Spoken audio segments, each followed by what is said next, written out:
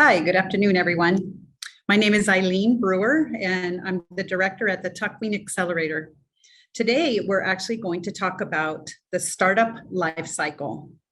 So this session will be recorded and it will be live streamed to our Facebook page, and the recording will also be available on our YouTube channel. So let's get started. The reason why I put this presentation together today is because there's a lot of confusion about what a startup is and how they get money. And oftentimes people with an idea will go around and ask for people to give them money. I have an idea, give me some money. So this is a naive, but it's normal in early startup ecosystems like what we have in Iraq. So because nobody has provided any education on what the entire process is like and what really happens. So oftentimes we hear about millions of dollars being invested in a startup. You've all heard about Lezo and Mijwa. They received these large checks of investment, but you never hear about how they got there, or what was the process for them to get there. So this is going to explain the background of what happens if your goal is to be one of those who receive those large checks. But there's a surprise at the end of the presentation about maybe that check isn't the best thing after all. So let's learn. So the first thing that you should do if you want to have a startup is find a problem to solve. The problem you want to solve should be a very, very big problem, and lots of people experience it. Oftentimes, it's replacing old methods, especially when you're looking at regions like in the MENA region or in Africa or parts of Asia where they don't have the latest technology, but you all are learning really strong tech skills. So look at everything that's being done by paper and see how can I digitalize that.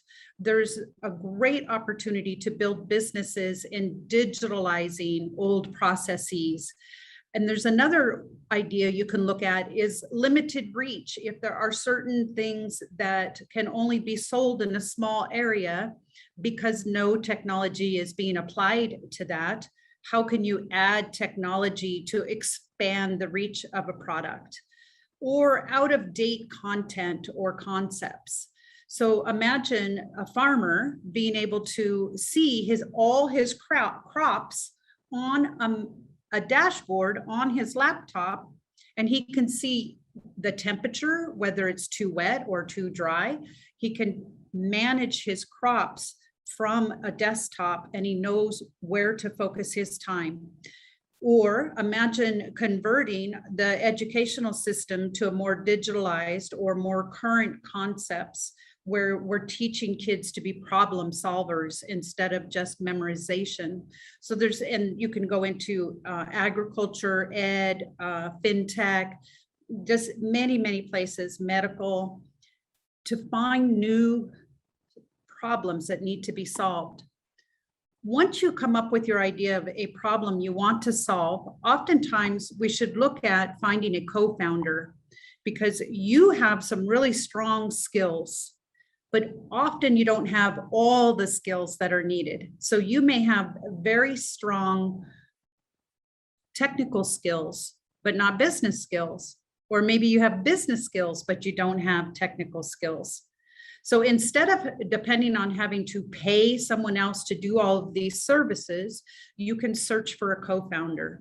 So get honest with yourself and list what your skills are, and then list what your gaps are. What are you missing? What do you need? And then look for co-founders who have those skills, so the two of you together can bring all the skills needed to the business.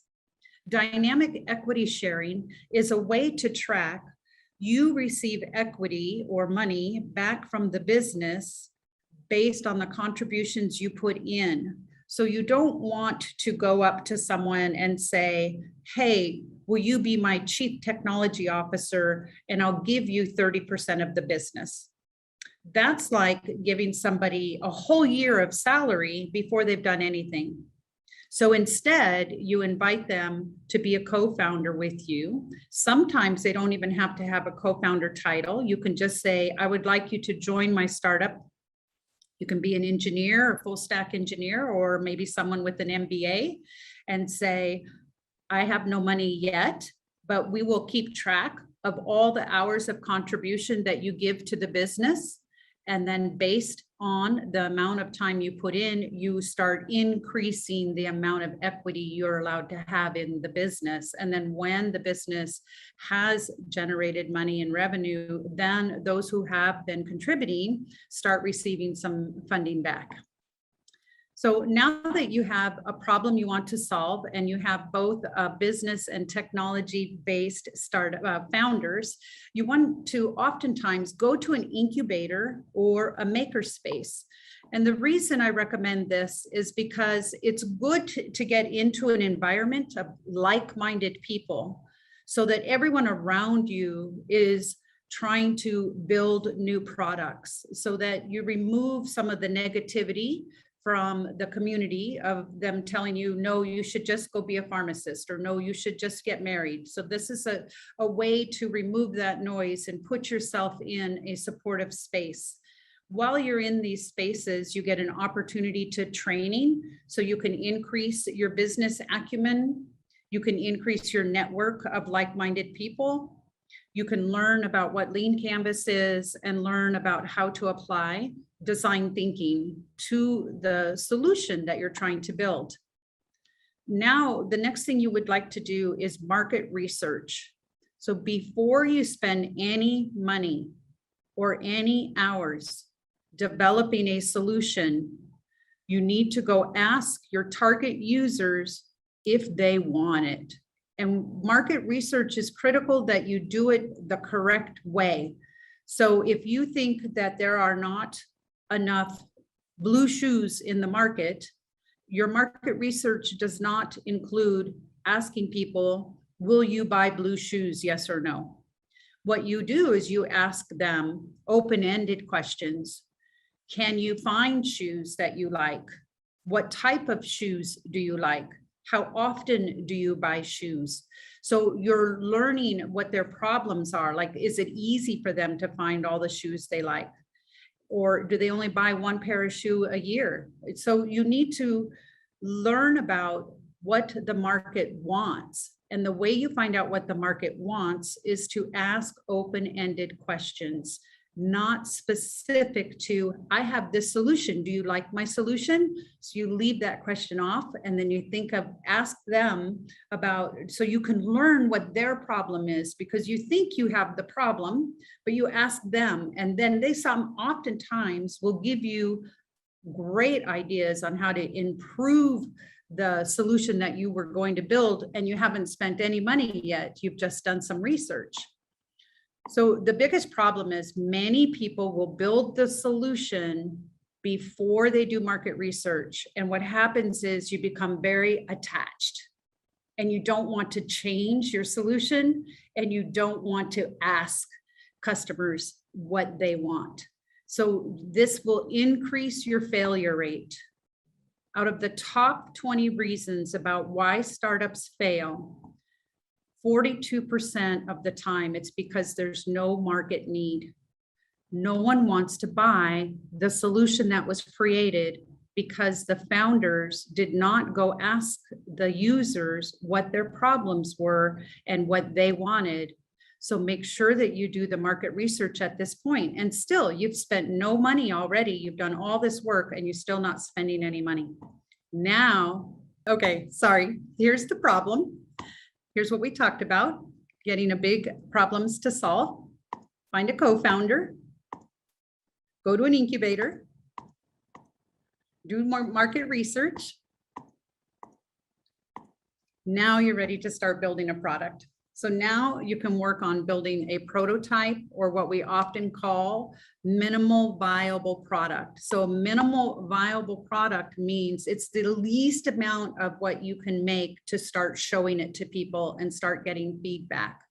So if you want to build something, you want to build the least amount of it as possible, get feedback. Maybe you have a mobile app and you want to put 10 features in. Just build 1 or 2 features and get some feedback, and then build the next feature and then get feedback. Once you have something like this tangible, whether or not it's a new medical device or maybe it's some new farming equipment, you can start looking for grants. And then once you receive a grant, you can develop more and you can start selling your product. So the grant helps you build more products, and then you can take them to market and you can start selling them for revenue. Grants are not loans and they are not investments. Grants is what we call free money. So you don't have to pay anyone back and you don't have to give any of your equity away. So many nonprofits and government agencies offer grants. So you can do some research on that and find some grants that may be available. And then you build your product and you start having sales, you start having revenue, and you learn how to develop your sales pitch so that you're mentioning what your value proposition is. If there are 5 different businesses selling the same product, you need to differentiate what is the value of yours versus the others. And then you continue to work with the incubator or come into an accelerator and learn about what a sales pipeline is, and then build up your sales pipeline, get stronger business acumen skills, increase your network even more, because the accelerator like TAKWEEN we will introduce you to mentors and trainers and investors so that you can increase your network. You really need to understand business finance. Even if your co-founder is the person that's taking care of finance, it's critical that you understand it so that everything is always full transparency and you understand the transactions that are happening. And then you also learn how to pitch to investors so that you can entice them to want to invest in your business, and learn how to build an investor pipeline. So a sales pipeline is, here are all the potential people or businesses that I can sell my product to. Maybe you have a new educational product. So your sales pipeline would start out as all educational institutions in your country or in your region or in the language that you're providing. And then you start filtering that down to who have I contacted? Who has said yes, they would like a meeting? Who have I done a demo with? Who have made a commitment to purchase? So this is like a pipeline that you're tracking everybody.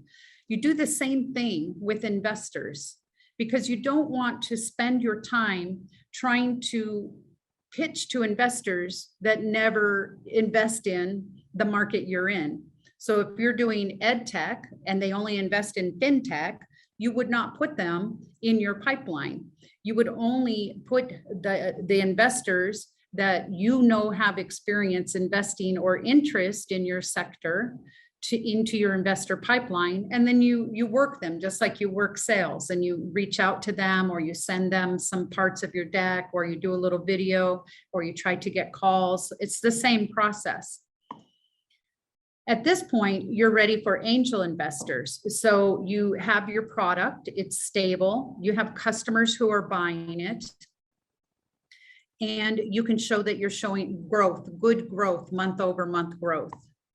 Angel investors invest in approximately 3 to 6% of those startups that they meet.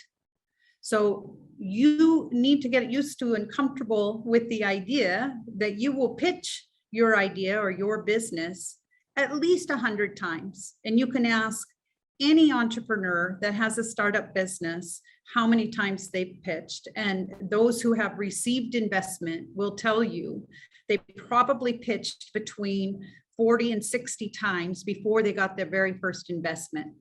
And then maybe not quite so many times to get the second investment. So as you start getting investments, the amount of times you have to pitch for the next investment goes down, because now you have some credibility. You're building up reputation and other investors are investing in you. So I might be more willing because they went first. So if I watch 100 pitches, I might invest in maybe 3 to 6% of those. And that's a standard across the globe. And it's the same for angel investors and venture capitals. So if you're talking to 2 investors, it's not going to be enough. You need to have about 100 on your pipeline or more, and then work your way through those to get maybe 3 to 6 investments. So it's a lot of work. It is not easy. So what we hear about are these great big news announcements about these big checks that came in, and everybody thinks that's it. That's all I have to do. I just have to go ask people. I have an idea. Will you invest in me? But it's not. It's this long, hard, dedicated process. And the entire time, you need to keep really good records, especially when you start to manage money, your revenue, the cost of the goods being sold, investments or loans. You have to have excellent record keeping for all of that. If you don't have good records, venture capitalist investors will not invest. So now you're at that point and you're super excited because you made the news and it's your turn, and you receive $5 million from a venture capital firm to grow your business. So what happens with that money is you go out and you hire some more staff, and you move into a bigger office space, and you pay for some more marketing, and you might even have to pay back some early loans. You may have taken a bank loan and it may be due now, so you might have to pay a bank loan. So you're spending that money on the business. You are not spending the money on your salary. Very rare will ventures allow you to spend money on your salary. They expect that that is coming from the revenue that you are generating from the business. You're not buying a new home, you're not buying a new car, you're not buying new clothes. All this money is 100% in the business only. If it's not spent on the business, it's spent inappropriately, and you can get into a lot of trouble. So now what happens is what we call the exit. You have to exit the business. If you want investors, they want you to exit. So this means that if you want to keep your startup business forever, or if you want to keep it in the family, or you want to pass it down to your children, you're never going to sell the business. And if you're not going to sell the business, you don't want outside investors, because angel investors and venture capital investors expect you to sell the business. And there's 2 ways to sell the business. One is that you go public on a public stock exchange where everybody can buy into the business. You no longer own it. Everybody who wants to buy stock owns it. Or it gets sold to somebody else. So typically a larger business in the same market segment as you buys your business. And that can also be called mergers and acquisitions. So what happens is you either go public or you get sold to someone else, and then even more money comes in. So maybe you had $5 million in investment, but your business was worth now $100 million, and you sold the business. So now you have $100 million coming in, but you need to pay everybody back. So every single time that you ask for somebody to invest in your business, you have to pay them back. And you cannot pay them just the amount they gave you. They expect you to give them much more. So if I invest 100,000, that money goes into shares. So you don't pay me $100,000 back. You pay me whatever you agreed on in the contract. So for this example, let's say I gave you 100,000 and then you gave me 10% equity. So when you sell the business for let's say 100 million, I get 10% of 100 million. Not just that 100,000 that I gave you 3 years ago. So the money that gets invested gets converted into shares, and then that amount of shares gets taken when the business is sold. So you have all this money coming in, but you have to give it all out, right? So you may have some loans that you have to pay off. You may need to pay off some of the venture capital investors from your Series A round. You may need to pay off angel investors, and you may need to pay off some employees because you gave them stock options. So all of that money gets dispersed, and how much you get individually depends on how well you managed what we call a cap table. A cap table is the capital, who owns the business. So it's a breaking down by percent of who owns the business. So that, just like I said, if I put in $100,000 and that we agreed that that will equal 10% of the business, then I would be on this line with the numbers of shares would be 10% of whatever the total valuation was of the business. So if the business was $100 million, then my number of shares would be converted here, and you can see what percent each one of your investors gets and what that equates to in shares depending on the valuation. And then when it's sold, how much each one of them get back. So it's important to be very diligent about not giving away too much equity in your business when you're looking for investors. In really young ecosystems, like in Iraq and Kurdistan, there's a term that's used all over the world, and it's called predatory behavior, predatory investors. And they look for people who don't have a lot of experience, and they will offer you $100,000 for 40% of your business. And you're desperate and you don't care, and that sounds fair to you, and you say yes. No venture capital will invest in your business if you hold less than 51% of your business. So you must always be number one on the chart that you're owning 51% of the business, which gives you 49% to give to investors. And if you gave 40% away to the very first $100,000 investment, you have nothing to offer all the other additional investors who come later. But that one investor is really happy and will push you really, really hard to grow the business fast and sell it so that they can make that money and move on. But for you, it's a bad deal. So I'll give you one rough idea. Y Combinator's very big. A lot of people know who Y Combinator is. Their terms are, if you get accepted into Y Combinator, they will invest $125 US in exchange for 7% equity. So kind of use that as your baseline, as your gauge, because they're big and very reputable, and you should be able to compare that when other people are trying to invest in your business. But what I want to really talk about, the surprise at the end, is this. So let's talk about the news. Intuit confirmed yesterday that they are going to buy MailChimp for $12 billion.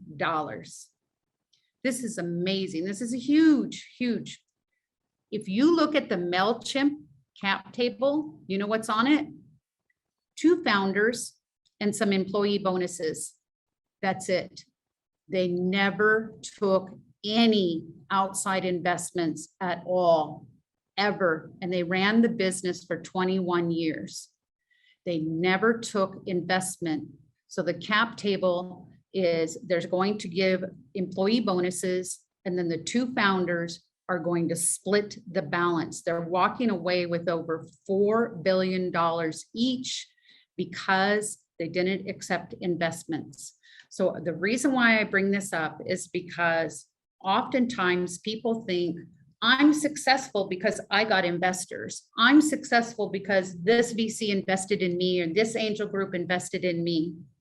The truth is, you will be even more successful if you can grow your business without ever having to take a single investor.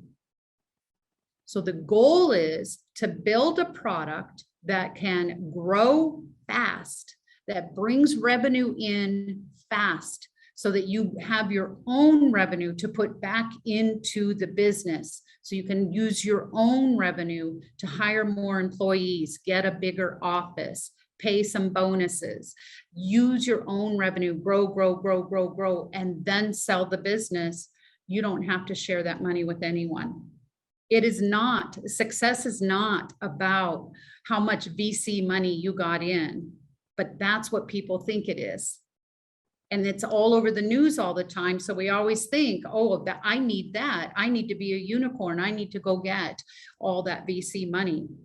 But the truth is, the ones that are really successful are like these, like MailChimp, and they don't happen very often. But this is the true success story when you have no investors or very few investors. So how do we improve the startup ecosystem here in Kurdistan and Iraq? Find big problems to solve, be very, very innovative and disruptive with the solutions that you come up with. Do not do the exact same thing that everybody else does. We already have many food delivery apps now. Let's focus on something else. Let's focus on some temperature sensors that could be put out in the crops, or temperature sensors that could be put on crates of food that are in transit, so that if I am sending my tomatoes to somewhere, I know exactly how cool or warm that truck is the entire time that truck, my food and my product is in transit. Right? There's lots of opportunities for you here. Maybe better improved water filtration systems, maybe more solar power, maybe finding ways that we can do some solar on the buildings. It doesn't have to be on the roof. Maybe it's paint on the walls. Maybe it's on the roads. There's all kinds of solar absorbing types of materials being made, and you're a perfect country to bring that technology into the country. Support more incubators and maker spaces. Introduce more entrepreneurship courses in schools, not just university, but also in all grade levels. Start teaching entrepreneurship, problem solving, critical thinking, team building. Become a mentor or a trainer. Become an angel investor so that you can invest in those around you. And support and believe in the big thinkers. There are lots and lots of youth here that are working very, very hard to build solutions, but they need the support around them. So do not criticize anyone who is talking about any type of innovation or solution or idea. When we criticize them, we're saying we like the status quo. We don't want anything to change. I don't believe in you. And what we should be saying is, I am so proud of you for coming up with ideas. I cannot wait to see your MVP or your prototype. Please let me know if you would like me to help you with your market research, right? Provide contributions and positive feedback to those in your community who want to be problem solvers. This way, we create a very supportive ecosystem, and the whole country together can grow and be successful and improve the private sector, which will help everyone around us. And that's it. That's all I have. So I'll see if we have any questions that have come up in the chat. If so, let me know. You can put them in the Q&A box. Shahrazad, do we have any questions? Oh, no, we don't have any questions till now. Okay, great. All right, we're going to go ahead and wrap up the presentation. If there's no questions, like I mentioned, this is a live feed on Facebook. You can also post questions there. We usually track the comments for a few days to see if any questions come in and we answer them. You can also send us a message on Facebook or any of our social media platforms. This recording will also be stored on our YouTube channel if you would like. So I hope all of you are thinking about wonderful problems that you can solve and some beautiful solutions. What are the best practices in headhunting and finding team members? What I would recommend is talk to the top tier universities and find out who is responsible for staying in touch with the alum network. Every single university has some kind of an alum newsletter, and the person who's responsible for having activities for the alum.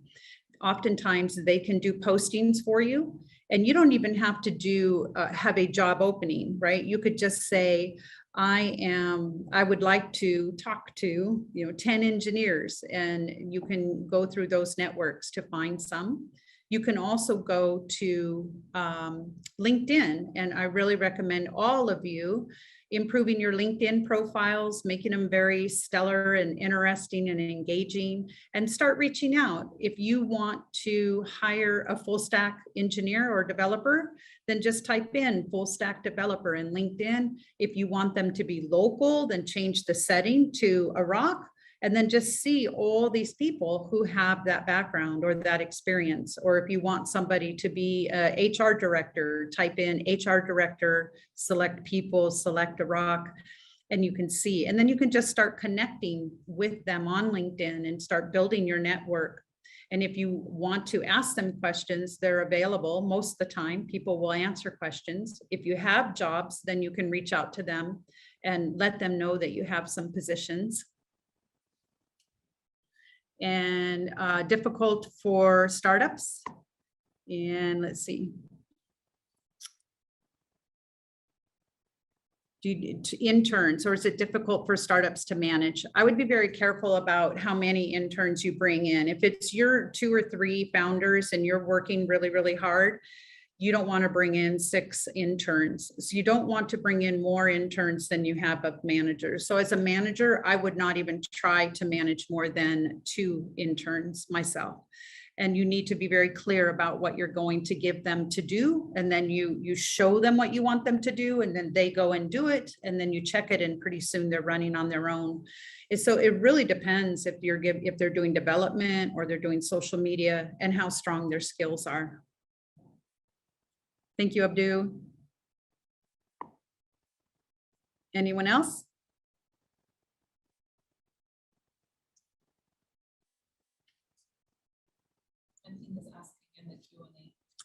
Okay, let me check there. What do you think about, that we have that one, how to build a good team when you can't pay salary? So this goes back to dynamic equity sharing.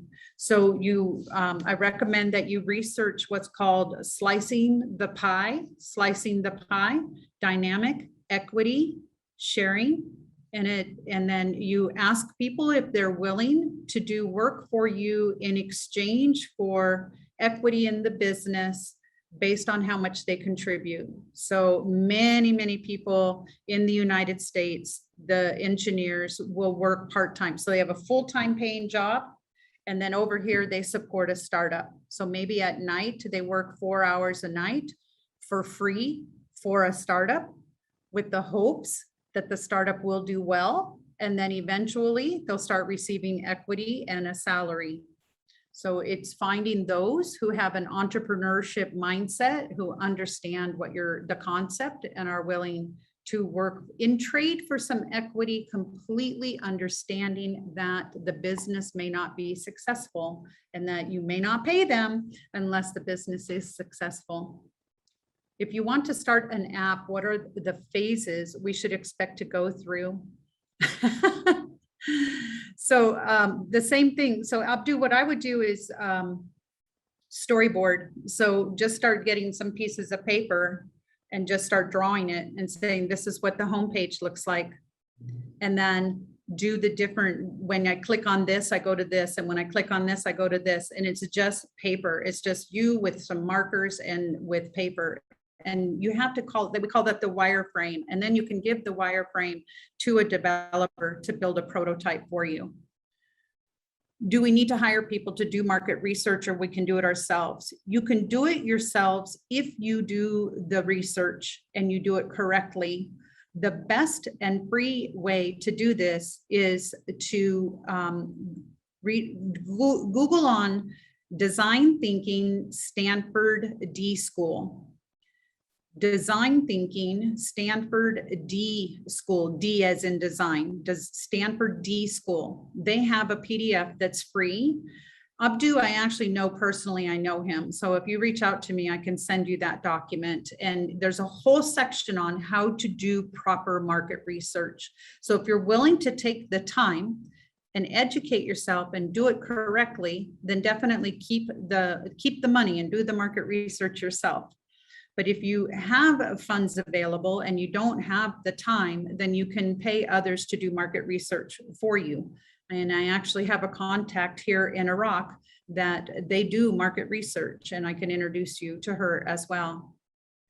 Having one project also have more revenue monthly, we can't said it's in the group of accelerators because just use social media for that work and get revenue. I'm going to ask if what you mean is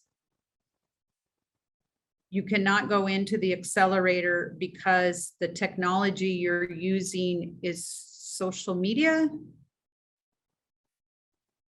Maybe go ahead and type your question in Kurdish or Arabic. We have both Kurdish and Arabic speakers.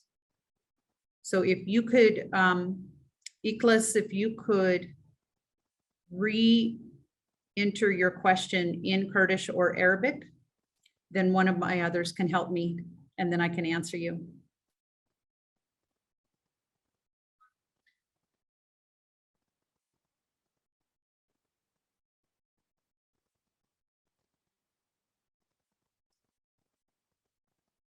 Do we have any other questions?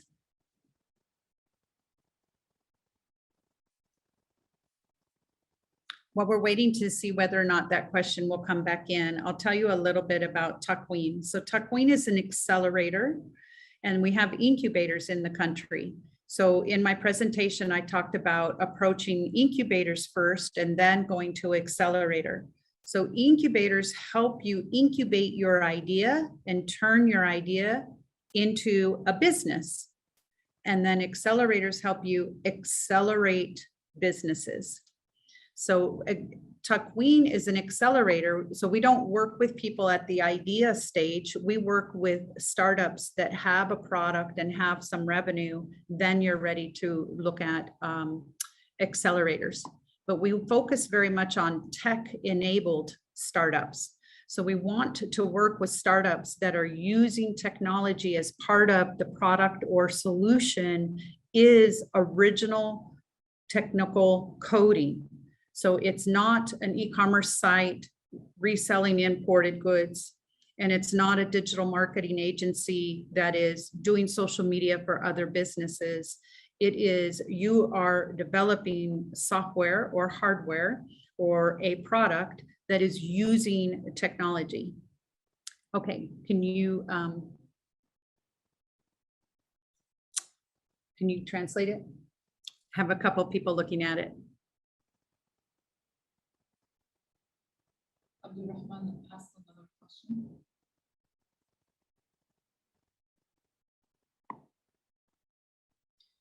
Maybe I lost, but I think we only spoke about the exit scenario. How will things go if you wanted to keep the startup, not selling it off? If you want to keep your startup and not sell it, then you do not want investors. Investors only invest because they expect to make 10 to 30 times their investment amount back from you in about 5 to 7 years. If you never want to sell your business, you do not want investors. You may want some loans and you may want some partners, but you do not want investors. Investors only invest because they're trying to make really big returns. So if I invest $100,000 in your business today, I expect you to give me 1.5 million back in 3 to 5 years. So I don't want just my 100,000 back. I want 10 or 15 or 20 times my 100,000 back. And you have about 3 to 5 years to do that. You don't see the question? Oh, because it just comes to panelists only. So do you see it? Oh, yes. Sorry, we'll get there. There is another question asked by Abdul.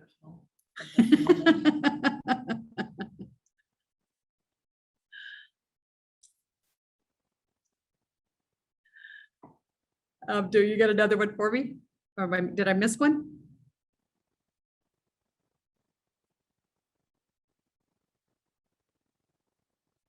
I don't think I've missed any questions. I think we got them all. I think we just need the one translated.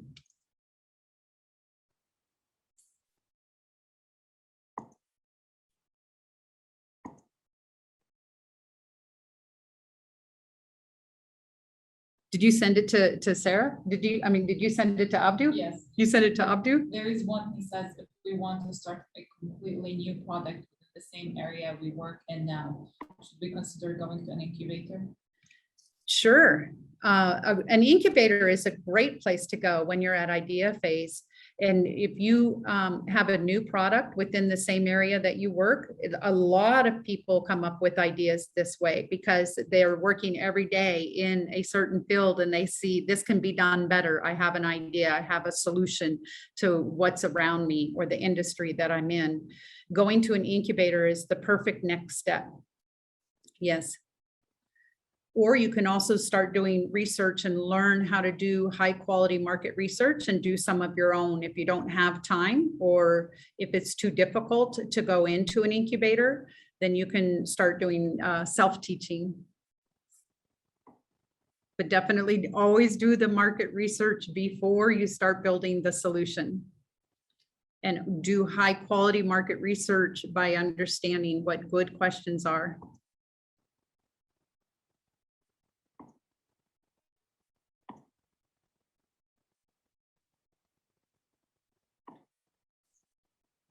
Oh, he said it's in Kurdish. Huh. Oh, I'm sorry. We're having a hard time understanding the question. Maybe if you can post it in the Facebook thread, we'll keep working on it there. Bakshkin Dati said that they can help, so maybe can you send it to them? All right, we're going to copy and paste it over to one more person who may be able to help us. Sorry, we're usually able to figure them out, but how many strains of Kurdish do you have?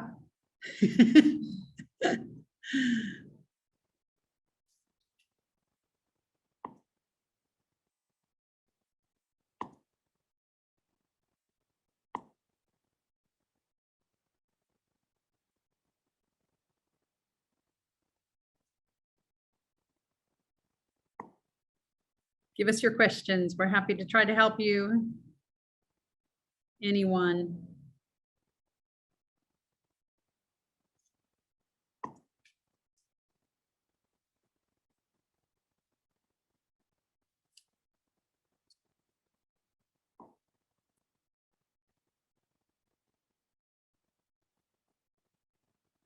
Okay, we have someone else looking at the question for us. We might be able to get it translated here.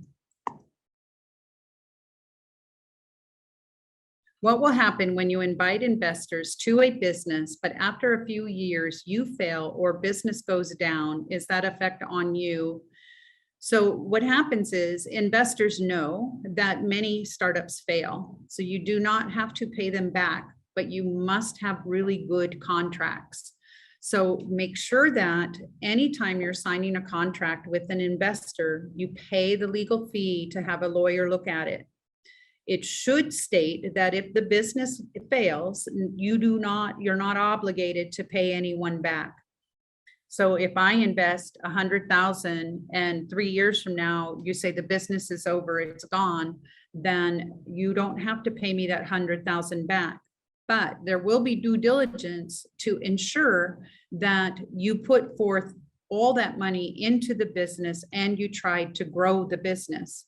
If you were fraudulent and you spent the money on yourself and you did not work on the business, then there is a legal course that I can take.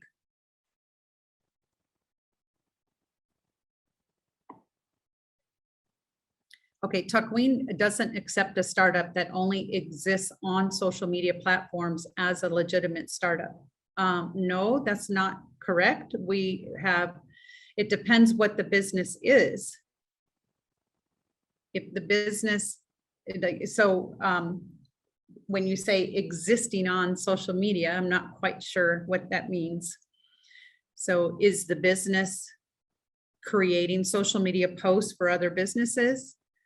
Is the business a new medical device that's using social media to advertise its business?